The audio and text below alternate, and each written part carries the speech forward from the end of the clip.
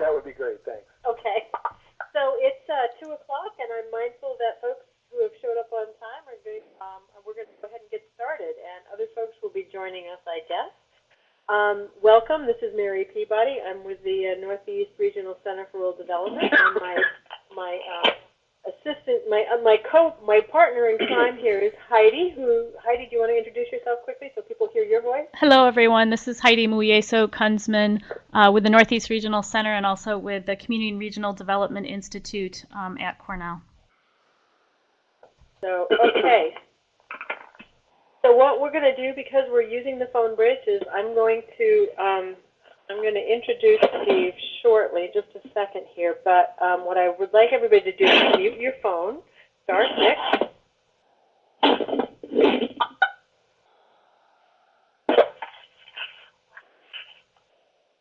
Good afternoon.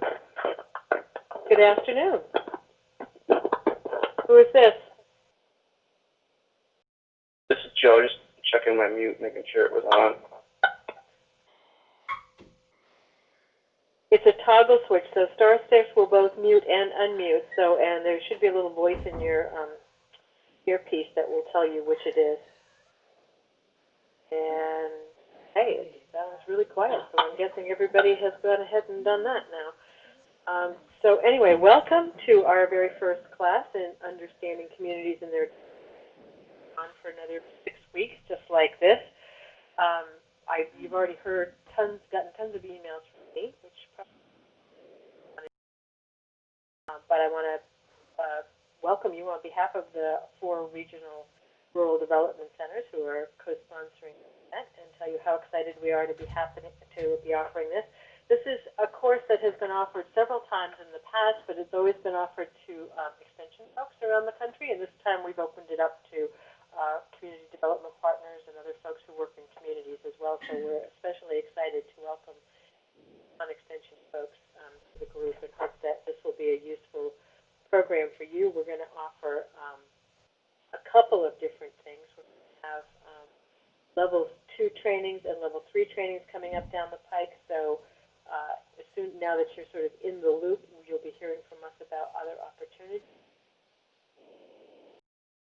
The chat box.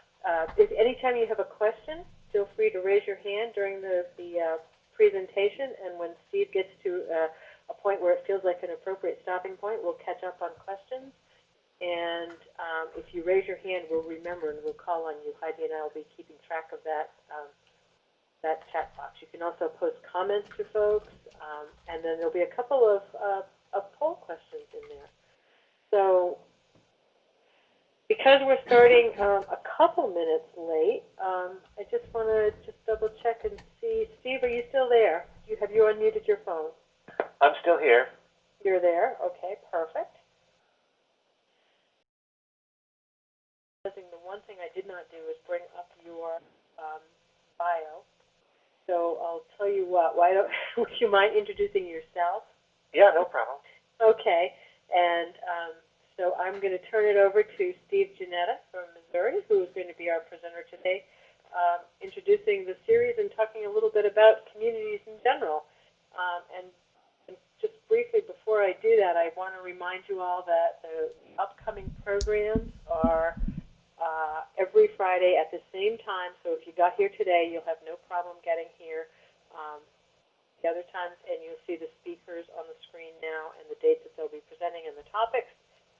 And hopefully you'll all join us in the website as well, which is where we'll actually end up having a lot of conversation.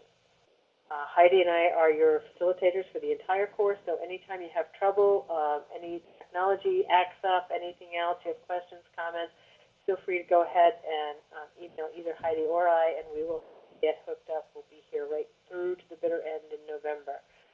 So, Steve, having said that, I'm going to turn it over and ask you to go ahead and introduce yourself and then go ahead and start. Okay, great. Thank you. My name is Steve Janetta. I work with the Community Development Extension Program at the University of Missouri. I also work as the Rural Sociology Department, teaching a couple courses and doing research there.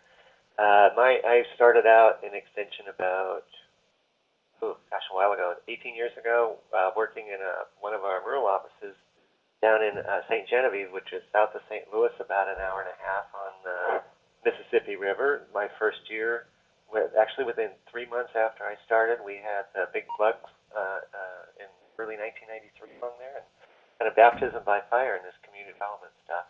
And then I spent a few years in working in St. Louis, doing a lot of neighborhood kinds of things, working with neighborhood organizations and associations and a variety of different kinds of groups. And then about 10 years ago, I moved on campus and have worked with, there's about 5 program areas I work with. One is our Community Development Academy, which is our training program that we do twice a year. I'm one of the coordinators for that. But we also have programs in nonprofit management, which kind of focuses on small community-based nonprofits. We do some work with them, community planning. We have building inclusive communities, which is an effort to address some of the diversity issues that we're coming across in communities. And we're doing a lot of work now with health and community dealing with healthcare issues. So we're kind of, like a lot of community development people, we have a hand in a lot of different kinds of things. One of the things that we're going to do this afternoon is kind of look at a community, kind of thinking through community and explaining some common understandings of how we think about and conceptualize community, community development, and we'll look at how we think about community development, its role, and particularly when dealing with change in communities, in rural communities, urban neighborhoods. A lot of what motivates people to get involved is really dealing with some kind of change. And so thinking about community development and its role as a tool for working with and addressing change. And then talk about community and community development a little bit in the ways that we interact with community.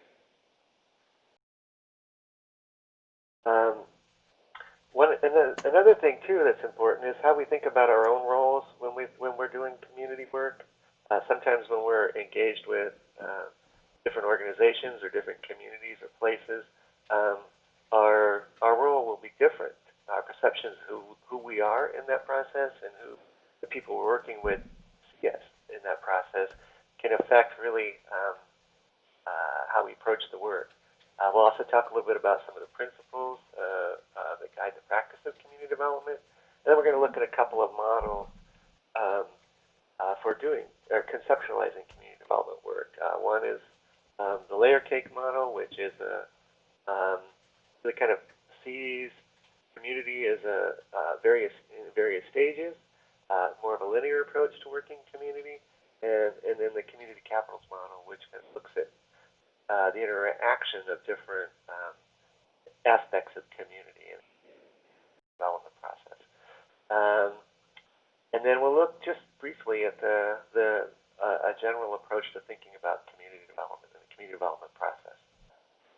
Part of what we want to do today is this, we've got a big, good-sized group here. I think Mary told me there were 31 people registered for this, so there's a lot of experience here from rural development, extension, universities, regional planning commissions, economic development, nonprofits. So we're all going to have some different perspectives on some of these things, and so I'd like to get your input in some of the things that we're going to be talking about today as well. Most of what you'll be doing the rest of the program is thinking about approaches to working in community development, some of the tools that we use for that, and having some common sense of how we think about community development. I think make it a better learning environment. So my first question I had for you, and these were kind of the homework questions Mary sent out yesterday, is to think about a time when you were an active member of a community, where as a community participant or maybe as a facilitator, but think about a time when you were an active member of a community, and then how did you know you were part of that community? Was it your role? Was it just the way that you felt like people came together? What was it that made that experience a community experience. So I'll take any perspectives on that. Okay, and if you're willing, this is a great chance for us to practice moving around here and how we're going to facilitate some discussion. So just click the little hand raise button if you're willing to comment, and then call on you, unmute your phone, and go ahead and share.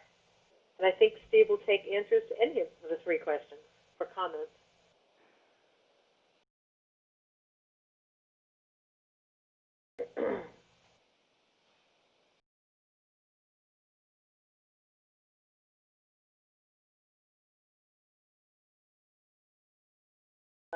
Good. We have a brave soul who's willing to try. Okay. Robert, if you unmute your phone, *6. Yeah, so in reference to how did you know you were a part of that community, I guess, first of all, when I was working with communities on developing tree protection ordinances, actively taking part in my town's part of their board to develop a tree protection ordinance. So it was working common goals that we were working towards. It was something done to I knew I was part of a community in the sense that it was for my town, so spatially the boundaries are set and everything from that aspect. But just the community of people working towards a common goal was also a sense of community. So you felt like there was a sense of community that helped you identify that you were part of it, but then you were also played kind of a leadership role in that too. It seems like. And for a lot of us, when we're engaged in community, that role, in combination with, like you're part of a larger group, larger effort, that makes us feel like we're part of a community. Okay. Anybody else? Just hit your little hand raise icon.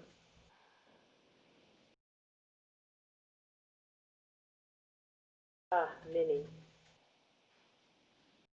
Okay, unmute your phone, Minnie, and go ahead. *6 on your telephone.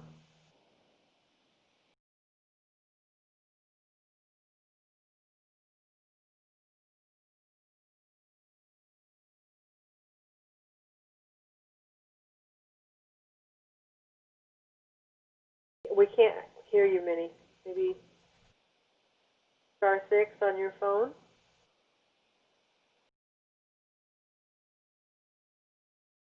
Minnie, if you're waiting for me to give you a Waiting, microphone. anybody else want to queue up here?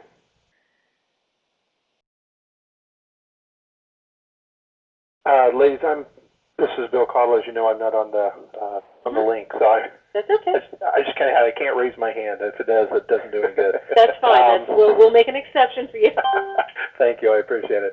I work with the local Chamber of Commerce, and we had the opportunity to promote community activities and so forth within our small town, and really got a group of representatives of different clubs, different churches, different agencies, so forth together for the sole purpose of talking amongst each other and supporting each other. And it really has, so far in about 2 years, it really has been a nice opportunity to see those different pieces come together. And I was the kind of facilitator and continue to be, but that's really the best sense of community that I've seen. It's, again, a sort of a shared mission of supporting each other, but everyone coming with different pieces to the puzzle. Minnie, do we have you there now? Yes. Apparently I must have pressed the wrong button or something happened. I was disconnected. But in working with one of my community groups with a very elderly president, and they also had a nonprofit group where they were fundraising and keeping their monies, and he couldn't understand why they were, why they couldn't continue as they were because they didn't have any monies. And so once the light bulb went off in his head, he says, "I love you so much, I'm going to invite you to our family reunion." That's how I knew I was part of the community. While working as an agent, mind you. Yeah, it sounds like that. That's one of those. Sometimes we get into these identity issues, but if we play a role, particularly facilitator roles in community, in which it sounds like the community really kind of took you in, embraced you, and that's pretty good evidence of that. Yeah, definitely. Because they're so cautious and scared to open the doors when you're dealing with a lot of mature groups in small neighborhoods. Yeah, and it's kind of building that trust so that they can include others in their sense of who they are. A lot of times, community groups have a really struggle with having somebody new or from somebody outside of who they think they typically are involved in their so creating and building that kind of trust is really important. So anybody have any idea in terms of what kind of characteristics make a community experience for you? We have, Stuart has got a comment or a question or something. So Stu, *6 to unmute your phone.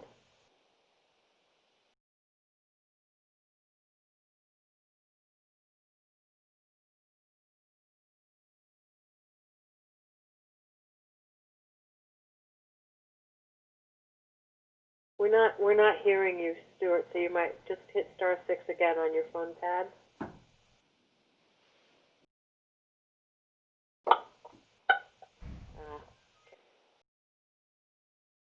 Are you there? Must have sticky phone pads today or something. Well, in this first session, it always seems to take a little while for folks to get used to figuring out how to work with It does, and then we'll be pros by November, and then we'll forget it all. By the time you'll get good at it, sure. So this is Mary, and I have actually a comment while we're waiting. Again, if anybody else wants to speak, Stuart, I don't know why I'm not hearing you, but you can also feel free to type in the chat box as well. *6 is the mute and unmute. But my observation is, Steve, that because I work with communities around the state, I'm different. I wear different hats in different communities depending. And sometimes it's really hard for me, and I bet some of the other folks here can probably relate to this too. Remember that when I'm in my home community and I'm not official, I'm not working, to sort of dial it back a little and to be a participant instead of a leader. Yeah, that is a challenge. And I know, from my own perspective, sometimes I probably distance myself from my home community a little more than I probably should or would. Part of it is it's hard to do community development. It's a lot riskier to do community development sometimes in the places where you live. And those of us that do a lot of community development in a variety of contexts know that your own perception of who you are in a given context is important, but how the people that you're working with view you in that same context is also important. We'll talk about that again a little bit later. So how do others relate to community in your daily life? You know, Mary brought up some pretty good, important things in terms of how she thinks about her role different in her home community as she does in communities she works with. How about some of the others? Do we have folks here that do most of their work in the places where they live? And what are some of how do you then relate to what you see as things as something you do for your work and things you do as a member of the community? Are those things blurred for you? Kim, go ahead and unmute your phone if you haven't already, *6, and ask. All right. Hope you can hear me? Absolutely. Yes. Perfect. All right. So I'm sort of where Mary's at. I actually live in a different community where I work. I work for a community that's 8 miles outside of where I live. And I actually found the community where I work to be almost more of a home to me because I'm here so often, but it's smaller, and I'm able to get out, walk down the sidewalk, and it's very rare for me to walk a half mile without running into somebody and having a 20-minute conversation. So it really helps me to.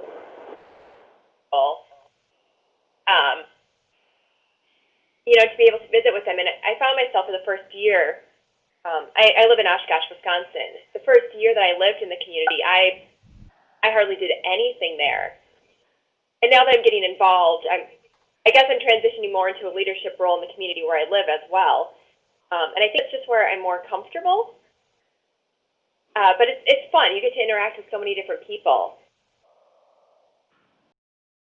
Yeah, those role things again are really important to us when we begin to think about how we do approach our work and what is it that's really important to us as a member of that community? What's important to us in terms of the roles that we play in a community context? And I saw Patrick's hand up. Patrick, *6 will unmute your phone if you want to go ahead and make a comment or ask a question.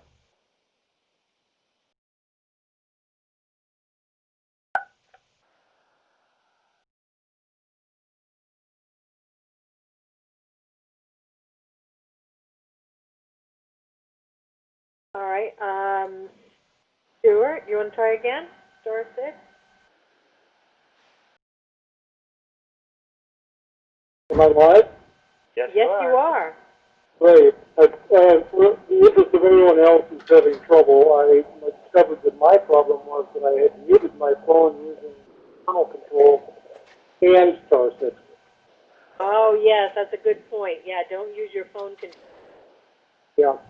My comment on community was that one aspect of community that I think we need to acknowledge, even though it's more troubling, is that communities are often strengthened by a sense of enemy or distancing themselves from other communities. Political parties being a case in point. I mean, we're stronger together, but we should hate those other people who are on the other side of the fence. So that gets in the way of organizing. It's something I noticed. Good point. So let's think about what community is. How do some of you think about or define community in your approach to your work? I think this is important because there's a lot of different definitions out there, and as we think about doing community development work, having some common sense of what we mean by community or think about community is a real important first step. So what are some of your definitions of community in terms of how you approach your work in community development? And Stuart and Patricia had their hands up from the last time, so I don't know if you want to respond to this, Stuart and Patricia. We're working from, a lot of times there's reasons as well as in how we think about and approach development. And throughout most of this course, we're going to be thinking about community primarily from a place perspective, but how do you define it? What do you think is important to defining and thinking about what a community is?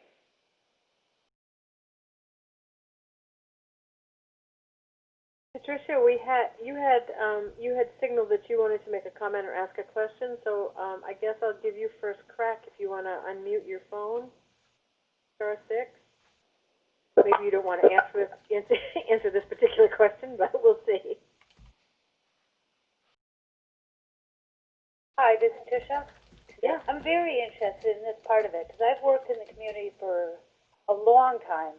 I've just taken a position on as a community development coordinator, like hired as of this week. Oh, okay. So I really am very interested in how to work into this position, having worked for a business for many years in town. So I'd love to hear from anyone as to what they consider the community. Yeah, and this is as diverse a group as we've got. Thinking in terms of what a community is it can be a real challenge. I know when we initially put this together, it was for extension people, and so the emphasis was thinking about place communities, mostly smaller communities or neighborhoods. But still, within that context, there's a lot of room for variations. You think about one definition of community, as thinking in terms of the community development context, is looking at the interaction between location, social systems, and identity, and then you know, how does your uh, uh, work within those contexts, or what is your community? How do you define your place within those contexts? Others really kind of focus more on social interactions. Others really focus more on, you know, defining a place boundary. I'd be interested in seeing where most of this group comes from in terms of their thinking about community and what it is. Okay, we've got Robert. Yeah, I mean, from my perspective, I guess, or at least from my perspective work-wise, I work in many different types of communities. I work with communities on a spatial boundary aspect, such as a town or a small, or a neighborhood, as was mentioned. But there's also that aspect of social communities, or, you know, like networks where you have, for example, LinkedIn, where you might be connected with a bunch of different folks. That can be a community. So you have both the spatial and non-spatial aspects, and it varies from what I'm working on, who I'm helping. Yeah, and I think in terms of thinking about that, particularly when you're working with diverse groups or diverse kinds of community groups, is you almost have to define it sometimes within the context of whatever it is you're working in. If you're working with even with a place community, where are the literal boundaries, but then where are the other boundaries that that might impact on that community? For instance, in some smaller communities, the schools aren't actually in the place itself. They might be outside the place, or where people go to church or where people shop can be different from where they live and where they work. And so defining the place can often be a bigger challenge than a lot of us think. So when we think about community in our program, we have a really broad definition for it. And we think about it more in terms of the kinds of interactions that we have when we're working together. And primarily focusing on support. You know, where do the interactions happen, and how do they contribute to what it is we want as a group of people that are defining itself as a community. It could be that we've got an organizational context. It could be it's a place, or it could be a neighborhood within a broader community. And where are the relationships focus that contribute to our development within that particular place? So when we think about community, we think a lot of times within the context of community types, broadly speaking. Interest in communities of place. And the communities of interest could be things like our churches, our associations, the kinds of interests we have. Some of them linked to identities, things that we see as important parts of ourselves, like our churches, our work, and the kinds of things we like to do with our free time. And some of it may be more specific to an interest, just a passing interest. But then there's the communities of place, which could be a place where we live. It could be the place we work. It could be a region. It could be really a number of different things. And the important thing about place is, particularly when we think about community, is who's part of it and who's not. And when we're thinking about setting those boundaries, they aren't very rigid boundaries, but they can be a lot broader sometimes than we initially think. That can complicate the work of community development, but it can also enrich the outcomes a little bit too, because places can begin to see their who they are a little bit more broadly. When we think in terms of for this series, most of what we're doing is we're looking at community as a whole, as a unit of analysis. So we're really kind of thinking about more of a place-based thinking in terms of community, but the other elements are also real important. The interests we have within a community, for instance, sometimes a church can be both an interest and a place-based community, because there's a place that brings people together, but there's a set of values and social relationships that also impact on that. And so we might think about that is incorporating both interests and our sense of place.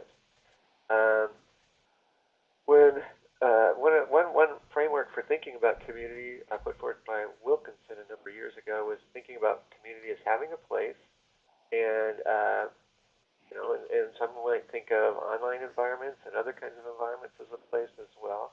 It's something that some sort of place that kind of serves as a connecting point.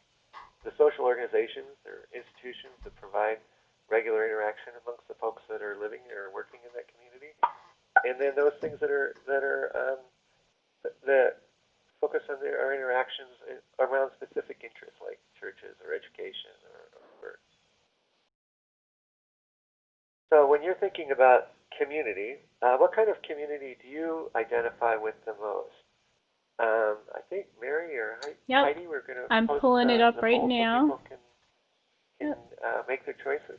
Okay, it's coming right Bill, up, you're Steve. not going to be able to participate in this, but most Yeah, so everybody Bill, this is the part that I said I'd narrate for you. So there's we have a poll up that basically has what kind of a community based on size. And I said that most identify with because a lot of us work and live in different places.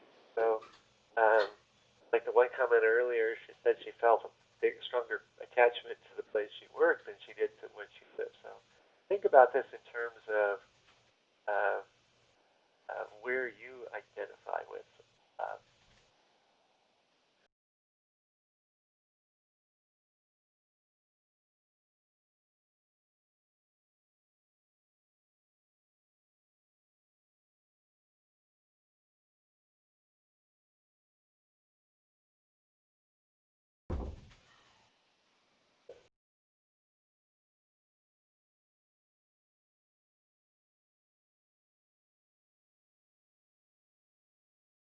Well, most of us are from smaller places.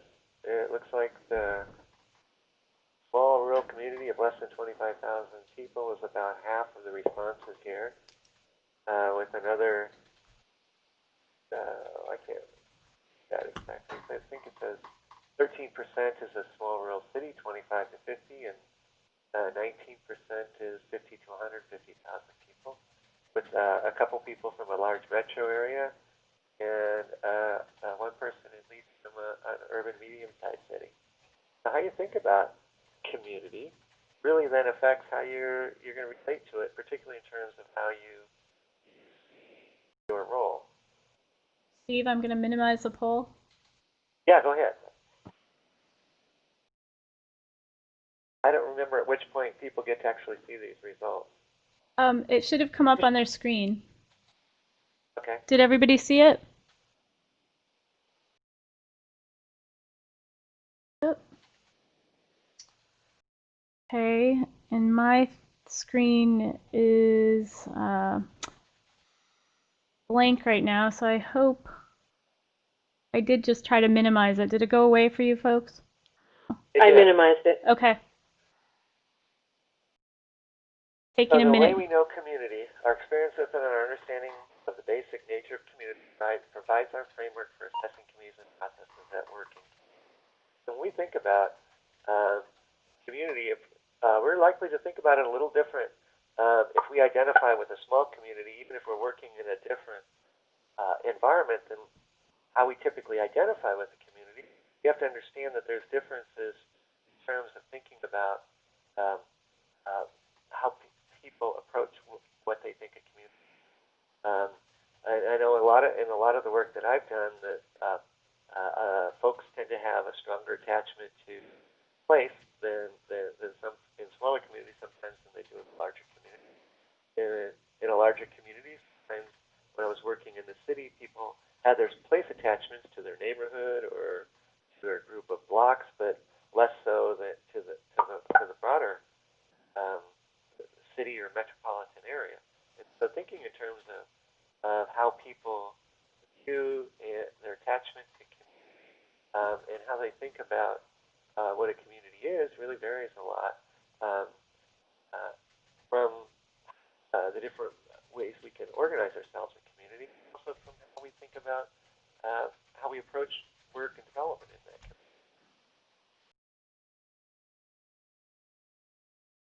So based on your experiences working in community, what are some of the changing aspects of community that you see happening now in your places, whether you're identifying more with a rural community or an urban community?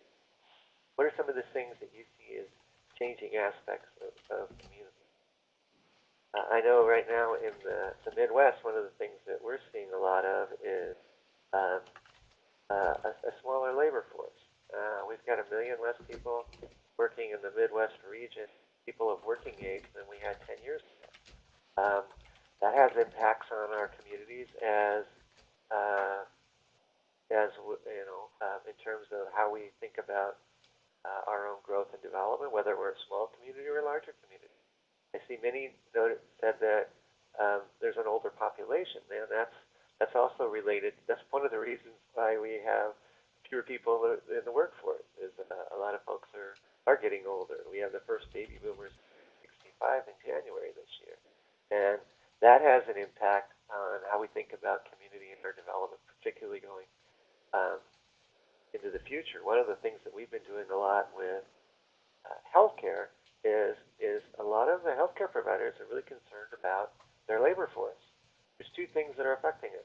One is the shrinking labor supply. The other is the increasing size of the older population, where people over 65 consume 50% of the healthcare. That's likely to go up. So we've got people that are in those fields that are in that field that's retiring. So they're kind of got two things working against them. One is they're getting older as a field, and people are retiring, and there's more demand for services. Plus, there's a smaller workforce available to take positions in that. So that has a lot of effects on communities. Another one that Vinny's mentioned is there's high unemployment due to a textile mill closing. And economic changes, I think, are real difficult. And in smaller communities, sometimes a plant closing like that can have a really negative impact on economic opportunities to people in those things. A lot of our smaller communities are thinking in terms of how do they diversify their economic base. And when you're in an area where particularly like textile, where a lot of those jobs have been going overseas or to other places, thinking in terms of your future, how do you create economic opportunity in an environment that's likely to have to go in a different direction than it's been traditionally? Steve, I think Cheryl has a question or a comment. Certainly. Cheryl? Cheryl, *6 to unmute your phone. Are you there? Yeah. Yes. Okay. Well, in terms of working in, the rural population, as it gets smaller and smaller in Texas, I'm talking about the rural population, and those rural communities, people may live there, they may sleep there, they may, congregate there, but they end up going to neighboring towns, driving, several hours, several miles a day to get health care, to go to work, or, to get all the things they need because it's not available there in their town. So in terms of what is community, you really have to look at the bigger picture there. And also because as the rural population decreases, especially here in Texas, I think that's one of those large changing aspects of community. Yeah, that's a real challenge in some places, because particularly when you're doing development work, is in these smaller communities, they used to be a lot more self-sufficient, self-contained, or having to think more broadly in terms of who they are and how they get the resources they need to be able to meet basic needs like healthcare. One little town I worked in is fairly isolated. It's more than an hour from any interstate, but it has a hospital, but the hospital mostly provides immediate care. It really can't provide a lot of different kinds of healthcare services. And so people go there, and they in emergency situations, and if they can't deal with it there, they have a helicopter that takes them to other hospitals other ways. And their healthcare systems incorporate clinics in neighboring communities. And in visiting with people in terms of their health strategies in these, I mean, they're very complicated networks that are put together to get people basic and then primary care services, but then also specialty services. Really complicated. It doesn't mean it can't be done. It's just that how we think about how we get those services can be are very different now than they have been in the past. The Brewster mentioned the housing crisis, increased foreclosures, the need for more rental housing. Those are in some areas those are real big issues. I know when I was in a lot of the neighborhoods that I used to work in St. Louis that were doing pretty well over the last few years. So there's a lot of homes selling in those neighborhoods now for 25% of what they were selling for 3 years ago. For people that have most of their life savings wrapped up in those properties, it's a real negative effect on those that have the homes, and others are losing their homes, and there's tons of houses on the market. But then the rental housing market hasn't kept up in terms of providing opportunities for folks that can't get into home ownership. But for a number of years, almost all of our development emphasis were on home ownership. Well, now, even if you weren't part of the foreclosure stuff, it's very difficult to get, much more difficult to get loans to buy housing, and particularly in rural areas. So there's a number of challenges that are associated with dealing with housing markets in different parts of the country. So one of the initial things, and one of the things that we do a lot of in communities, is help people work through some of these changes and think about different ways they can respond or network with other communities dealing with other similar kinds of things so that they can create responses to changes that are happening in them. Not all of them negative, but sometimes that's what brings people together is a crisis, is in terms of thinking about how do we respond effectively to some of these changes.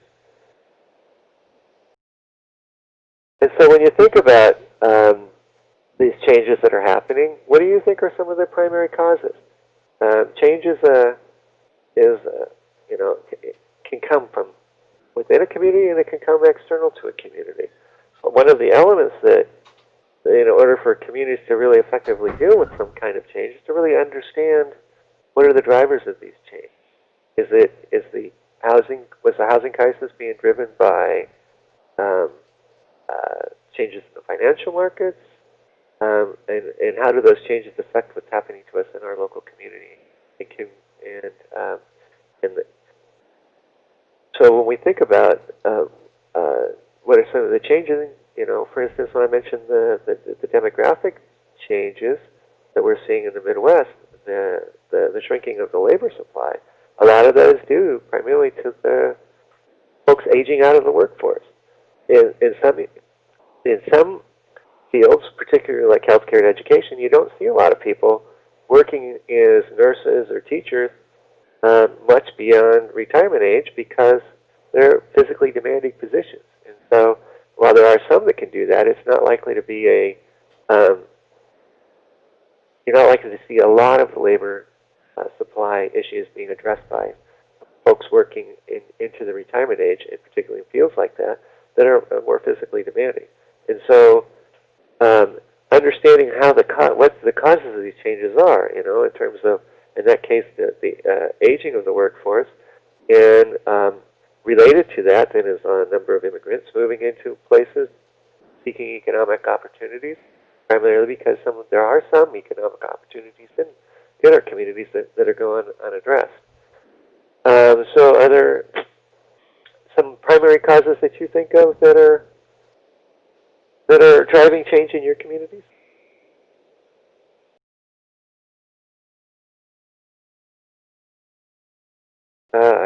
New retirees moving to rural areas, placing demand on service. Yes, that's causing a change in a lot of areas. And we have one area in the central part of Missouri. It's the Lake of the Ozarks area. It was a very large set of lakes created by the Corps of Engineers damming up some rivers in there, and is become a real destination area for new retirees, and that's causing a lot of stress on services in that particular area.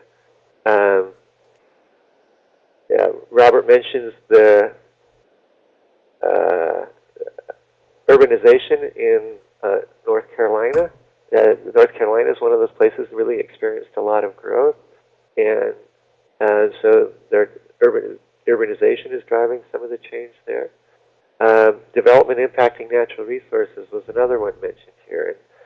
And figuring out at the community level, how do you balance your need for natural resources and provide the kinds of development opportunities that you to successfully meet your economic and social obligations in those places. So working those kinds of things out is a real challenge to communities. So how are some of your communities addressing some of these challenges or some of these changes?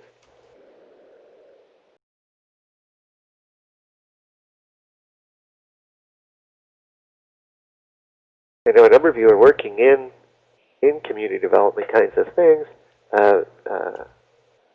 Robert mentioned that part of the way they're addressing some of their issues with urbanization is through new laws. I'm assuming there would be like land use regulations. One of the challenges we have in that here is the value systems in a lot of our communities here aren't real friendly to some laws, so they're having to be a little bit different in terms of more creative in terms of how they address some of those particular issues. Many mentioned that there's an increasing number of agencies partnering and together to meet the families and communities. So collaboration is really an important tool in terms of how we approach that. It's also not easy to do because a lot of our organizations operate from different sets of values, different structures, and so sometimes how we work together in these collaborative relationships can be really challenging. Carol and Barb talk about committees bringing together different resources to work on issues.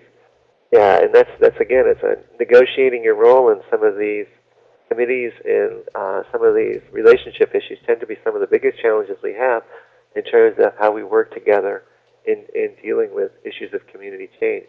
One of the things that we see a lot of in terms of how do we do that is thinking some common definitions in terms of what do we mean by partnering together or collaborating or forming a network. What are the expectations of us as partners? What are the expectations of us as collaborators, so that we can be more productive in the kinds of things we want to do together, rather than focused on the differences we have in our relationships. And Heidi mentioned the increasing interest in regional partnerships in the New York area. We're seeing some of that here in Missouri as well, particularly around economic opportunity. We've got some regional entrepreneurship support systems that have been developed that are kind of helping spread kind of a sense of who we are as communities to a more of a regional level, which it's slow going because people really identify with their place, either their place of origin or the place they work, real strongly, and so moving that to a more of a regional identity can sometimes be a real challenge. So given these changes, what do you think of as community development? What is the role of community development, or what is community development when you're working in these different community contexts or working through these different changes? I know there's a lot of regional differences in that too, in terms of how we think about what community development is. Some places are more focused on, connecting community development to things like housing and economic development, and others are thinking more in terms of fostering a stronger sense of community and thinking in terms of the relational side of building communities, and some more focused on the outcome of community development kinds of activities. So where do you place yourself? Do you see yourself as working more towards on the process sides of kinds of things, or do you see yourself more project focused in terms of how you think about what community development is?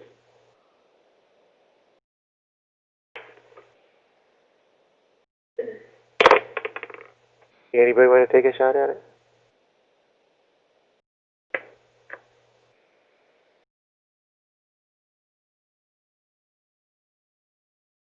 Okay, Don mentions capacity building, helping communities identify and address their own issues and problems.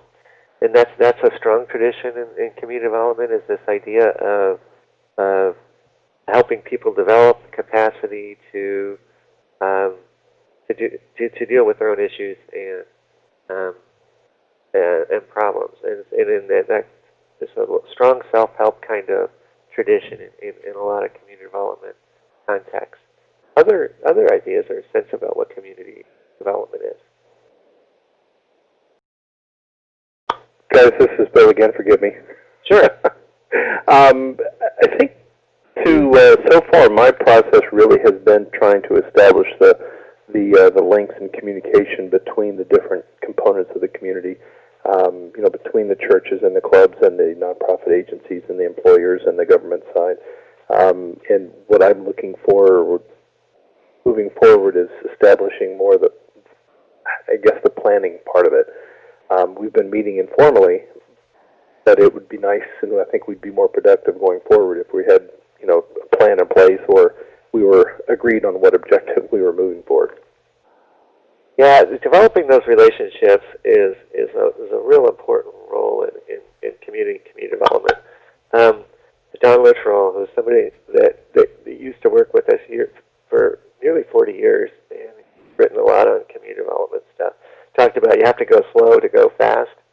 And basically what he was saying is you really have to spend your time up front building the relationships, developing the linkages and networks, so that when you do have something that you can do concretely together, or a common objective, that the actual work itself goes pretty quickly because you put in place all the different resources necessary to get those things done. Cheryl mentions that addressing their own issues and problems by bringing together various social groups within the community. That sounds a little bit like what you were talking about too, Bill, building connections within the different groups so they understand each other in a variety of contexts. One of the things that happens... And Mimi's waiting to make a comment as well, Steve. Okay. One of the things that happens in a number of communities is that, I might know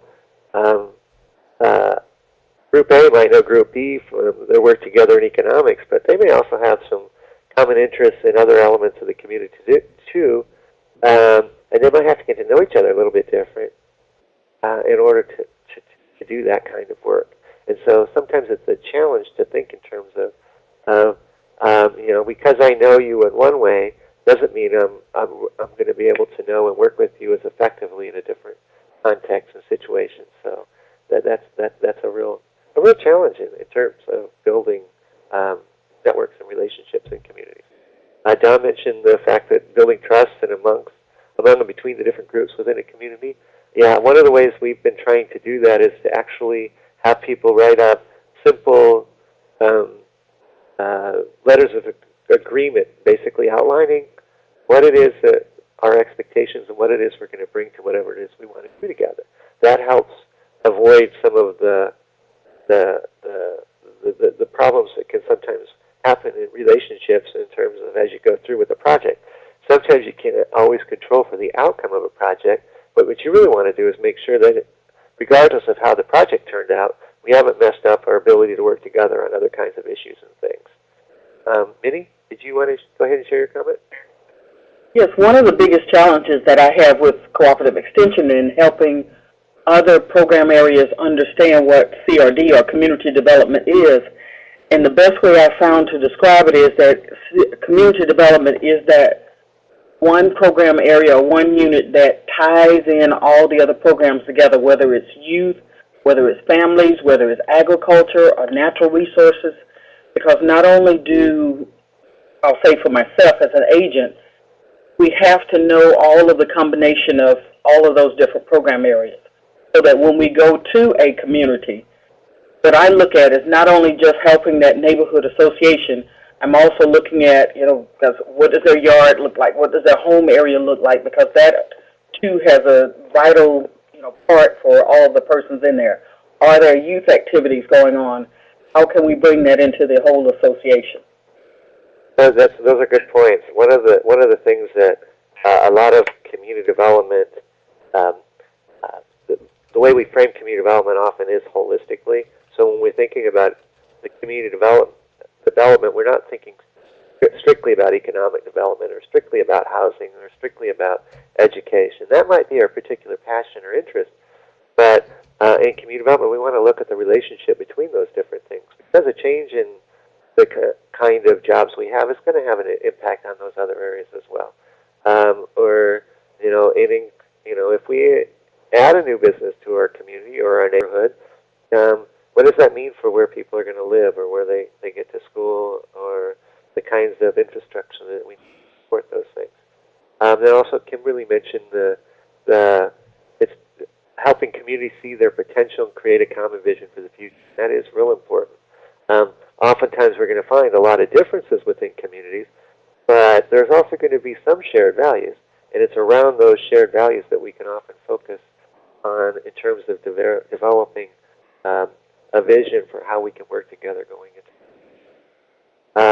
I'm going to show you a definition of community development that we use in our work. We think about it as a process. It's how people learn how they can help themselves. So a number of people have mentioned on that, this whole idea of capacity building and being able to address your own local issues. And part of that I would add too is that learning how to develop relationships outside of your community that can facilitate or support the kind of work that you want to do inside your community. And as long as the community is driving that kind of a relationship, then sometimes those relationships can be very, very productive. And we also think about it as a process for how people and communities acquire their attitudes, so how they think about the world and how they view the world, their skills, capacities, and thinking in terms of participation. Community development has a real strong history of the active participation of the people in the community, kind of creating their own vision for the future and then creating their own plans for making those things happen. And so a lot of what we do in community development is help people do that. I work in an extension and in education, and so we tend to focus a lot more on the educational elements of that than maybe somebody that works in a different element of community development. But it's still thinking about it as a process in terms of how do we learn what we need to know in order to do what it is we want to do with each other and for each other. So when we're thinking about community and community development, what are the values and assumptions we make when we talk about community? This is real important too, because values and then the assumptions we make about these values tend to be places we can look for common ground, but they can also be places that provide and pull us apart. And so understanding what's important to us as members of a community is critical to understanding what it is we can do together effectively, particularly if we haven't, if we're fairly new in terms of our relationships together and we haven't developed the trust necessary to work on some really tough issues. If you're going to work on, if you've got a new group together, a new community coming together, you want to build your trust and relationships around those things where you have some common values. And as you develop an understanding of each other and have some success, then you can begin to take on some of those things that tend to be a little bit more difficult and might be more likely to pull you apart. Because it's that sense of trust that makes it possible for us to do the kinds of things that we really want to do. So when we look at values, beliefs and values, some of the things that come up a lot in community development include things like maximizing our interaction together, creating, it's this idea of being able to create our environment. A lot of us think about, a lot of communities I've worked with, they don't really see the environment, whether it's the urban environment or the rural environment or the landscape, is something that they can directly affect. And so working with people that to explore the values that they have as it relates to their environment. This thing of motivation being created by the interaction and participation is really important when we think about how we get people excited about what the possibilities that they can have for their futures. And when people come together, see the kinds of things that they do share, a lot of community development folks believe it creates motivation to actually do some of the work to create the outcomes they'd like for themselves. Participatory democracy, that's really getting at a lot of democratic decision making. It isn't always about voting, but it's about how do we share power within different groups within the community, and how do we reach consensus on some things that are important to everybody in the community. I worked on one project. It was in a neighborhood, and there was this very diverse neighborhood with a public housing, all built around this house, with public housing on one side of the park, around a park, I'm sorry. There was a public housing on one side of the park. There was gentrified neighborhoods on two sides of the park, a commercial area on the fourth side of the park. And everybody in that area had different ideas about how that park should be used. And there was some conflict around a basketball court on that park. There were kids, mostly from the housing projects, that were playing on that court. Their language was stronger than a lot of the folks that lived across the street from it, which tended to be more gentrified. The folks in the kids tended to be mostly black. The folks in the neighborhood tended to be mostly white that were facing it. And there were all these conflicts that really needed to be addressed, that were related to this basketball hoop thing, even though it was being characterized as this basketball hoop. These hoops either need to stay or go. Where a lot of it was the real issues were about race. They were about education. They were about power sharing. There were a whole host of things about other uses that went on in the park, because there were people that were walking dogs and were letting them off the leash. And the city ordinances said you couldn't do that, but nobody was complaining about that. And so, how people begin to address and think through those kinds of things and share power in those kind of texts is real important. Being able to think about how you can begin to address and create some outcomes that are good for everybody going forward. Do any of these particular values strike out as particularly important to you in your work?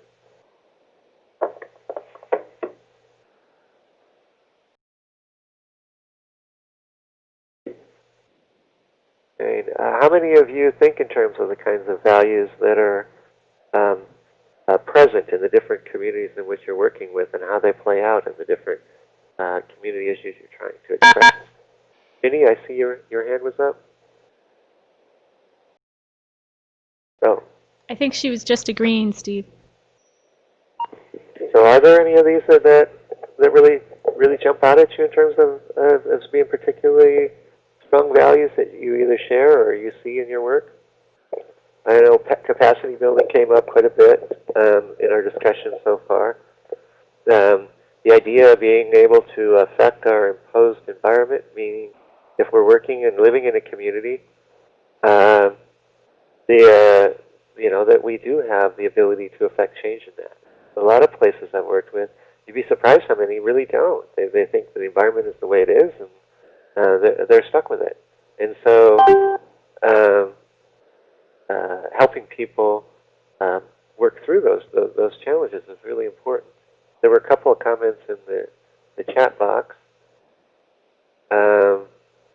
That Patrick mentioned that he thinks that a lot of communities avoid the kinds of conflict I was describing. In Missouri, we're a conflict-avoiding place. Most of the communities I've worked in have real trouble with conflict. It's kind of funny because my family is Italian, and we can't say hello without fighting, and we kind of enjoy that. It's kind of how we express our love for one another. And so when I first came here, it was a real challenge for me to work in this environment where conflict avoidance was really kind of the word of the day. So when you think about the values, we tend to make assumptions about how people think and work in community context, and some of these tend to be some of the assumptions we tend to make. And keeping in mind that in Extension we come at things from an educational perspective, particularly in community development. So we have a strong value for learning as a part of the community development process. But I think most of us do. Most of us have. There is a lot of learning that goes in community development because of the nature of how we're doing it. We're doing it with the community. The community is playing a leadership role in it. So there's a lot of things they have to learn about themselves, about the issues they're trying to address, and about the kinds of things that they want to do in order to be able to be effective. And so one of the assumptions we make based on those values is this learning occurs through interaction. The process of doing community development is educational in and of itself. We assume that we're able to create and shape the environment which we work in, and that, again, that's a real challenge because in some places people don't really believe that, and so we have to help communities, see the potential impact that they can have on the places where they live and work. Behavior is learned. There's a number of places where, a lot of folks think that by the time you're adults that you really aren't going to learn anything new, and so helping people see things differently is a real challenge, although there's some great tools for that. Primarily dialogue processes and that include opportunities for people to reflect and think about things differently can really help people begin to see themselves, their communities, and the kinds of opportunities they have for their futures differently. Rational behavior, this is one of my favorite. When we talk about rational behavior, it's not so much the people we're working with behaving rationally. It's more about our relationship to them. So if we see somebody behaving in a way that we see as irrational, in community development, we try to assume that what they're doing is actually rational. We just don't understand it.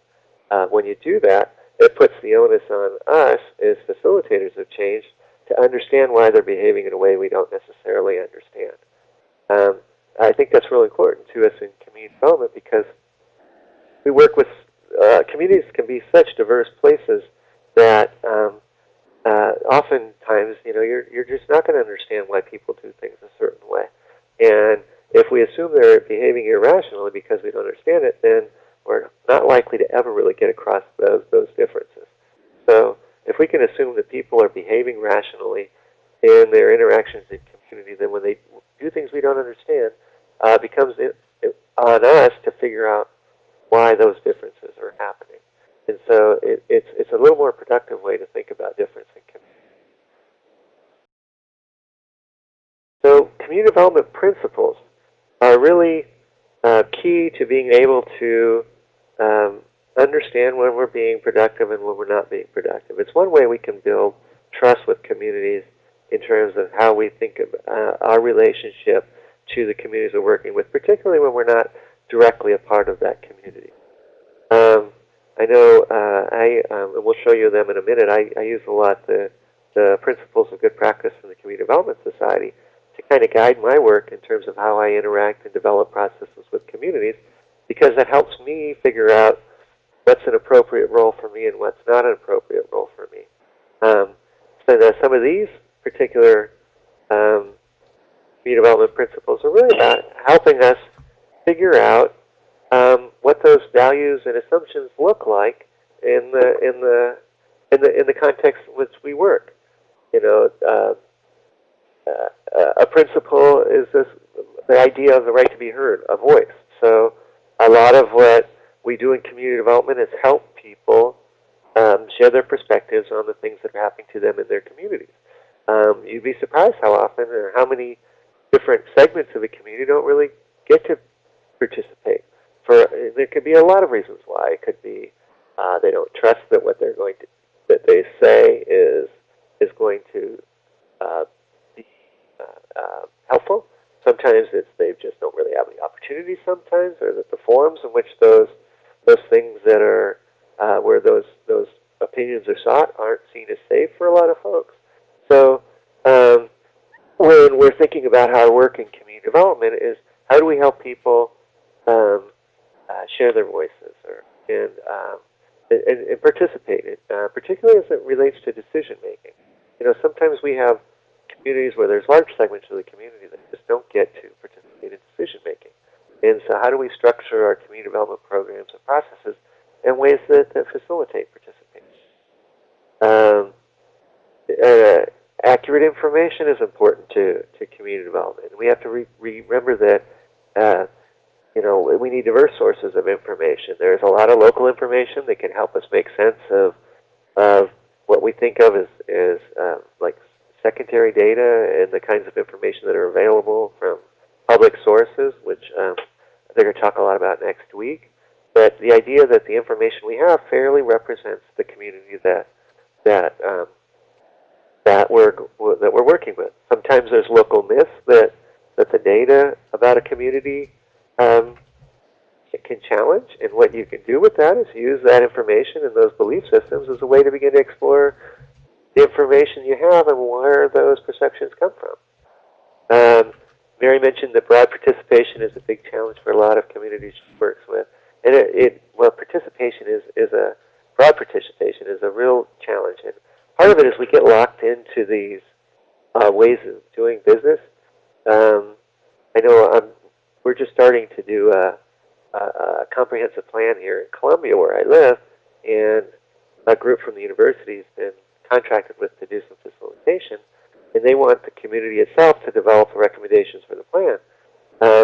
But to get all those different voices heard, what they really want us to do is have some large community forums and get everybody at these forums and get their feedback there. But the challenge is not everybody participates the same way and feels safe about that. So we have to have a variety of opportunities and ways to get broad participation. Some in small group stuff, maybe in a housing complex, or doing some programming with focused on specific segments of the community. I know older people don't often like to participate in evening programs. So how do we do some programs that are going to get older people more engaged, or youth, or some minority groups? It doesn't mean we have to have them all at the same meeting, at least not initially, but we do need to get their representation in these community deliberations. And particularly, we want to be certain that we don't essentialize, which is have one or two people speak for everybody from a given community. We've done that historically in terms of how we represent minority groups and other folks, but we want a diverse segment of our community, and we want people to feel like they can lend their own voices to the meetings. Just because we have one or two people from the Latino community doesn't mean that those one or two people represent the entire Latino community. We need to have more involvement from the broader section of those communities, because they're a lot more diverse than simply their ethnicity or their race or their age or gender. So creating a number of different contexts in which people can participate and being more comfortable with that is one of the challenges we have in community development work. A quick time check. We've got 15 minutes or so left. Okay. We should be doing. We should be okay. We're getting close. And what I wanted to do was show you then the principles of good practice, and these you can find on the Community Development Society webpage. These are a specific set of principles that are used to guide our interactions when we come together as community development practitioners and educators and conferences and other kinds of programs. But it also helps us think in terms of how we think about our own particular practice in community development, and how we can evaluate the processes that we do.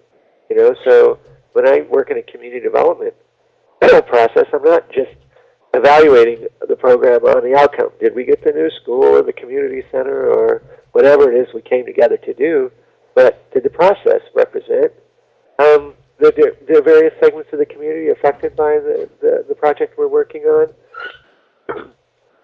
Were we able to actively get people involved? Were people engaged in their learning about and understanding of the issue itself? Sometimes our perceptions of issues and stuff can be very different from the realities, although perceptions are often the realities for the folks that have them. When we have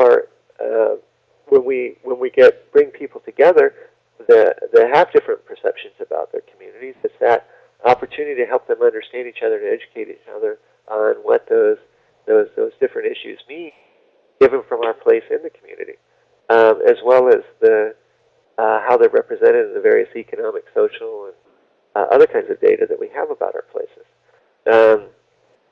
And then thinking about how what we do impacts what it is we want to get done.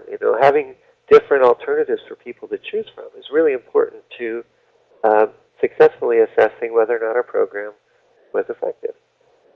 Incorporating the diverse interests and cultures of the community is an important one. Enhancing leadership capacity.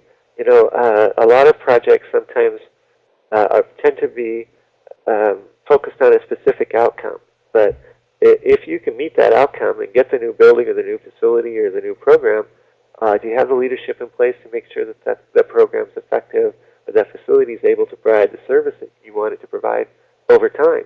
We had a case in St. Louis where there was a neighborhood center that was created as a partnership between a school and the city, in which they built the facility, but there were no resources in place to maintain and take care of that facility. And so it was a long time before that facility ever actually became an important place in the community, because they just didn't focus on enough on developing the capacity within that community to maintain and take care of that place the way they needed to. The leadership just wasn't there. Most of it had been imported for the project from other parts of the city, rather than developing the capacity of those folks in the community to create and develop that center in a way that looks good to them and can be useful to them. And then this whole idea of a range of action strategies. Keeping in mind, a lot of communities are diverse, and because of our experience and our expertise sometimes in community development, we might steer people in one direction because we know that works for us or for others we've worked with. But we have to think in terms of a range of action strategies that the community can work with and decide both the pros and cons of those different strategies and make the choices they think are best for them, even if they sometimes differ from what we think would be the best for them. And then there was, we were missing one. Anyhow, one of the challenges is also then disengaging from, when do you disengage from a community project? Sometimes it's hard to know when your involvement is contributing to some negative outcomes as well in a community. Sometimes, you never really know going into a project exactly what's going to happen as a result. And sometimes when you're working on a project, there may be negative consequences to some aspect of the community that you didn't plan for. That happens. And those kinds of mistakes are going to be made. But it's not okay to keep making them once you know that they're having a negative effect. And so do you work within the context of the community project to try to ameliorate that effect? And if you do, and if you're not successful, at what point do you disengage from that particular effort? It's really hard to know, but it's really good to have thought about that before you get engaged in these things, so you have a pretty good idea where that line in the sand is, and that you can communicate those kinds of things to people you're working with. Because there's nothing worse to a community than just being dumped and them not really understanding why. But when they can understand why, when they see the direction they're going in, they can understand the negative consequences and why that's important to address as you're going along, then you tend to have fewer issues with that kind of stuff. And it's never easy when you get to that point. And you have to figure out at what point is your involvement actually contributing to the problem as opposed to helping ameliorate it. I don't know if any of you had any issues like that where you've had to seriously think about getting out of a project?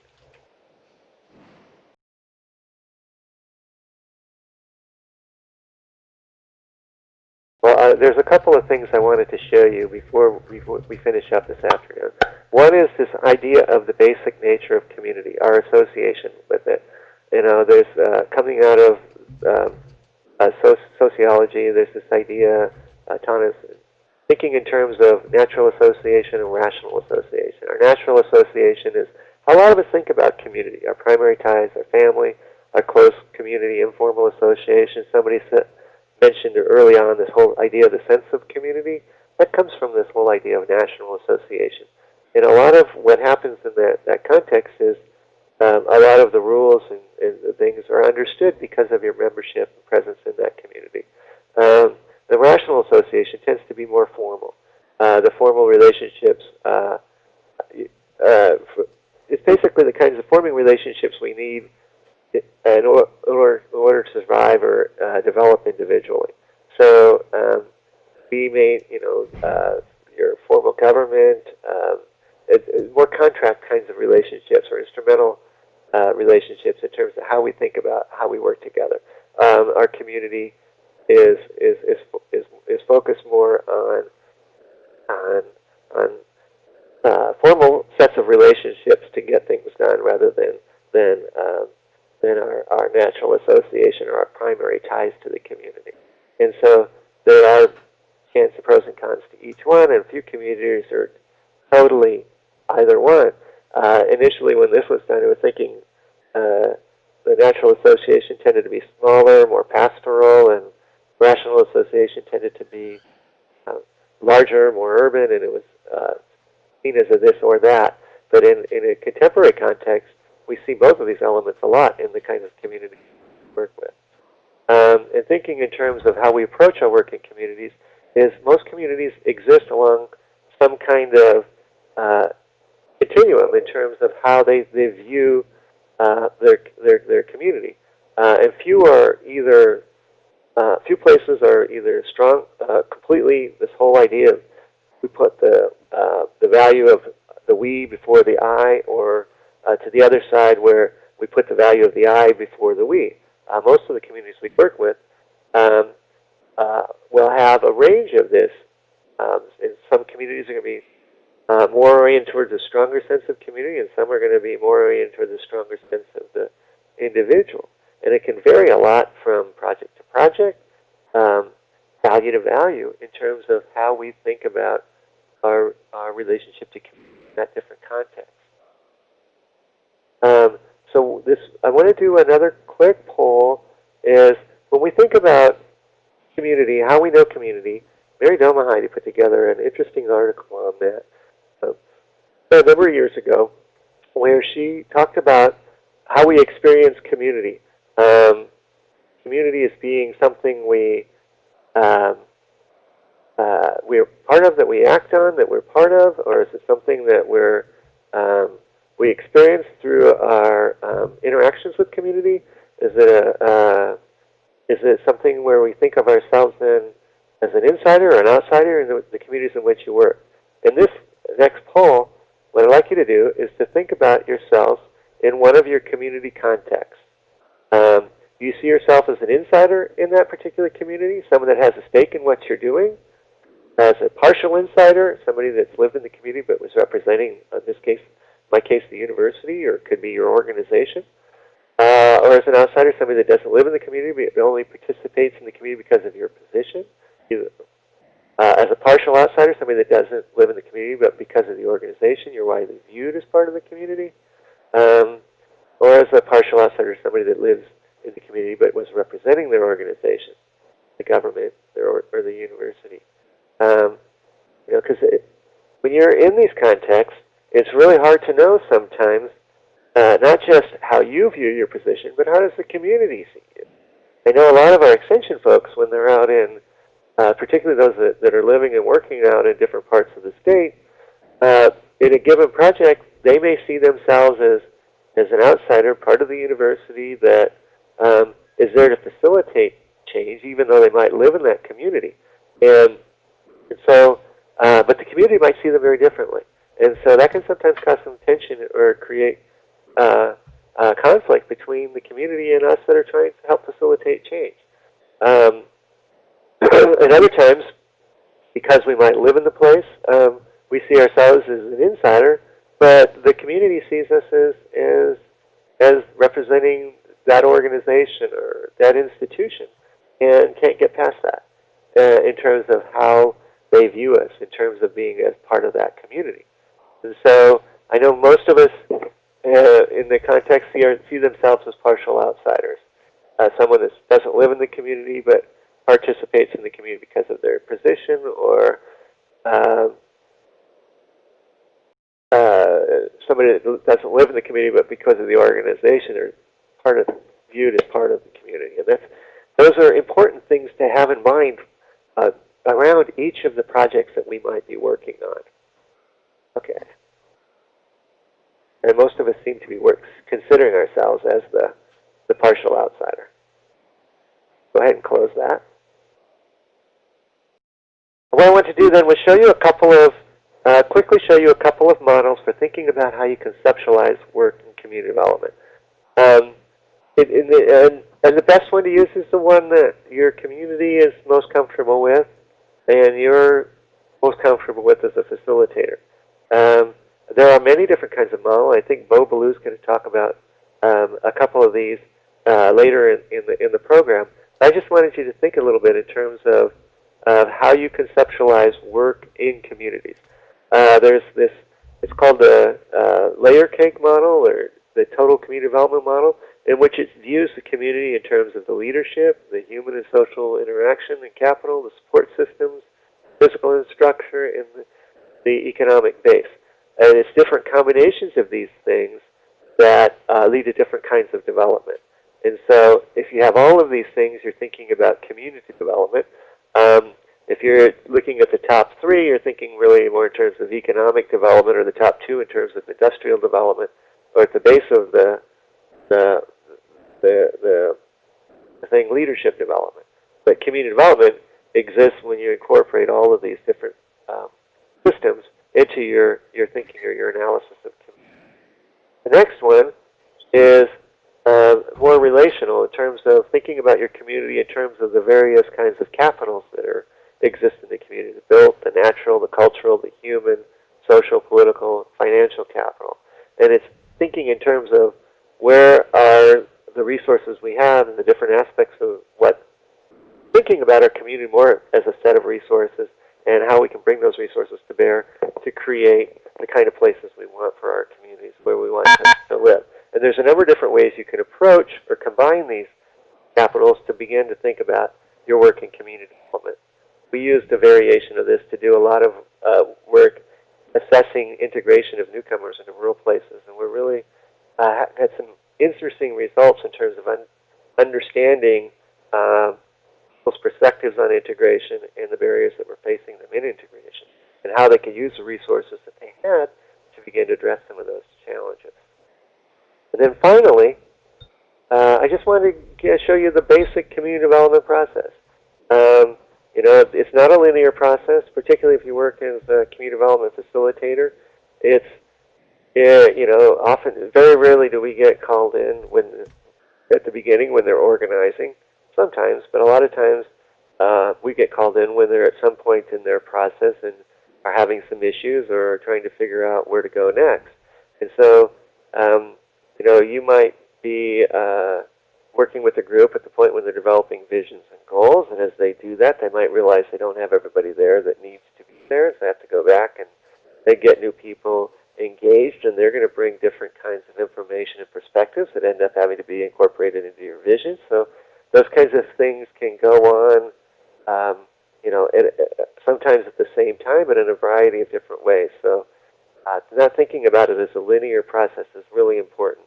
And you know, the last thing then is to make sure that the groups are able to celebrate their success. And it could be that they had a successful meeting. They could be they got a successful outcome. But along the way, we want to make sure that at various points that we're helping people understand the kinds of things that they've accomplished, both in terms of the process that they're using. You know, we were able to get 50 people to participate in this program, representing a variety of perspectives. That's a big accomplishment, and those kinds of things help build commitment to whatever it is you're trying to do together. So, with that, I kind of bring to the end of the workshop, and thank you for hanging in there this afternoon. I know, Mary, did you want to talk a little bit about next week? Okay. So, Steve, are you still there? I'm still here. Okay, I sort of lost you in the crunch of trying to unmute my phone. So, Oh, no. Okay. So anyway, so thank you all for hanging in there. We're a couple minutes over, so I won't keep you any longer. But I do want you to know that in the course website, we've posted this presentation, and we will be putting a link to the recording of this session. So if you need to go back and see it again, Steve's contact information is in there as well as his bio and all of the resources that he's included here, so that if you want to do some more reading. Next week we will hear about community demographics. Don Albrecht will be taking us on a tour of the census site, and hopefully we'll not lose anybody in there, but we'll be doing this virtually, so who knows. And just a quick reminder that I'm going to post a hot link right now to the session evaluation, and then I'll send it all to you as in an email, just giving you one more heads up when the recording is posted. But it is a hot link, so you can click on it and go there. We greatly appreciate your time filling out a short evaluation at the end of each of the sessions, just so that we can track, while it's still fresh in your mind, what's useful and where we could make improvements. Steve, I want to thank you so much for being with us on a Friday. Well, thank you. I enjoyed doing this. I always find this to be a really interesting thing, and even though I've been in community development for 22 years, it's really nice to be able to sort of have that, to sort of go back and touch on the basics that sometimes we take for granted and overlook. So Heidi, do you have any last-minute comments? Or? No, I just start. I appreciate everybody's questions and comments, and I engage each other, and I would just encourage you to use Moodle to continue following up on this discussion. So, thank you. Okay. And the reflection questions for next week are also posted in the Moodle site. So you'll have plenty of opportunity, and thank you so much for being here, all of you. It's been our pleasure, and we'll see you in Moodle, and we'll see you back here 1 week from today. So thank you, everybody.